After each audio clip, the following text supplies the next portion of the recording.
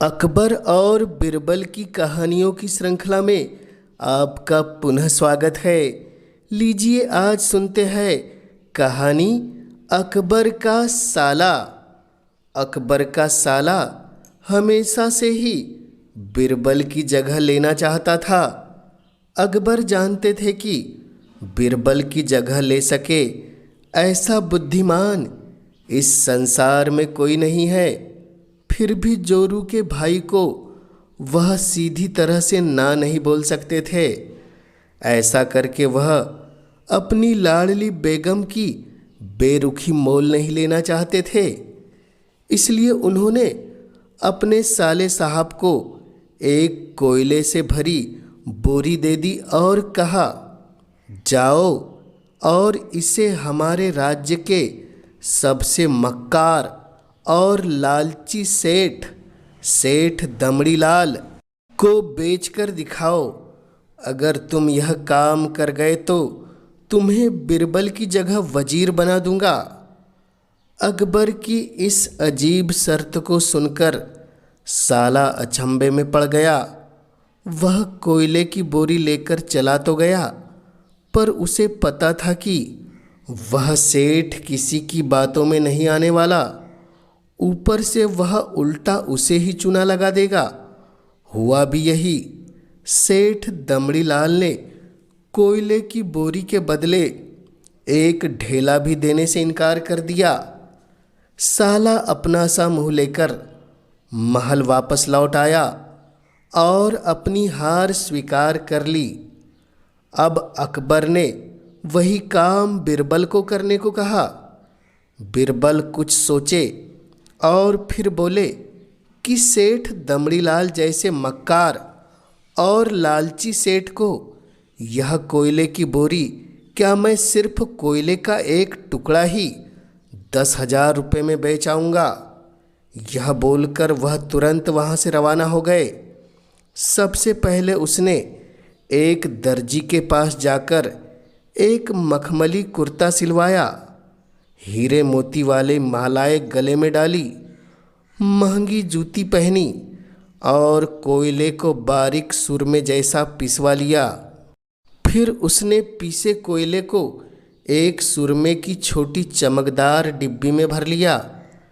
इसके बाद बिरबल ने अपना भेष बदल लिया और एक मेहमान घर में रुककर इश्तिहार दे दिया कि बगदाद से बड़े शेख आए हैं जो करिश्माई सूरमा बेचते हैं, जिसे आँखों में लगाने से मरे हुए पूर्वज दिख जाते हैं, और यदि उन्होंने कहीं कोई धन गाड़ा है तो उसका पता बताते हैं। यह बात शहर में आग की तरह फैल गई। सेठ दमड़ी लाल को भी यह बात पता चली। उसने सोचा जरूर उसके पूर्वजों ने कहीं न कहीं धन गाड़ा होगा। उसने तुरंत शेख बने बिरबल से संपर्क किया और सुरमे की डिब्बी खरीदने की पेशकश की।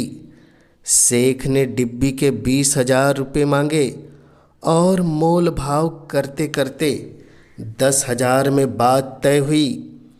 पर सेठ भी होशियार था। उसने कहा, मैं अभी तुरंत ये सूरमा लगाऊंगा और मुझे मेरे पूर्वज नहीं दिखे तो मैं पैसे वापस ले लूँगा।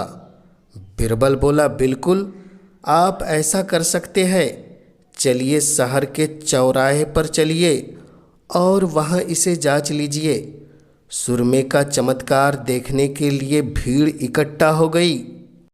तब बिरबल ने ऊंची आवाज़ में कहा, ये सेठ अभी एक चमत्कारी सूरमा लगाएंगे, और अगर ये उन्हीं की औलाद है जिन्हें ये अपना माँ बाप समझते हैं तो इन्हें इनके पूर्वज दिखाई देंगे और गड़े धन के बारे में बताएंगे। लेकिन अगर आपके माँ बाप में से किसी ने भी बेईमानी की होगी और आप उनकी असल औलाद नहीं होंगे तो आपको कुछ नहीं दिखेगा। और ऐसा कहते ही बिरबल ने सेठ की आंखों में सुरमा लगा दिया। फिर क्या था, सिर खुजाते हुए सेठ ने आंखें खोली अब दिख रहा तो कुछ न था, पर सेठ करे भी तो क्या करे। अपनी इज्जत बचाने के लिए सेठ ने 10,000 बिरबल के हाथ में थमा दिए और मुंह फुलाते हुए आगे बढ़ गए। बिरबल फौरन अकबर के पास पहुँचे और रुपए थमाते हुए सारी कहानी सुना दी। अकबर का साला बिना कुछ कहे अपने घर लौट गया और अकबर बिरबल एक दूसरे को देख देख कर मंद मंद मुस्कुराने लगे। इस किस्से के बाद फिर कभी अकबर के साले ने बिरबल का स्थान नहीं मांगा।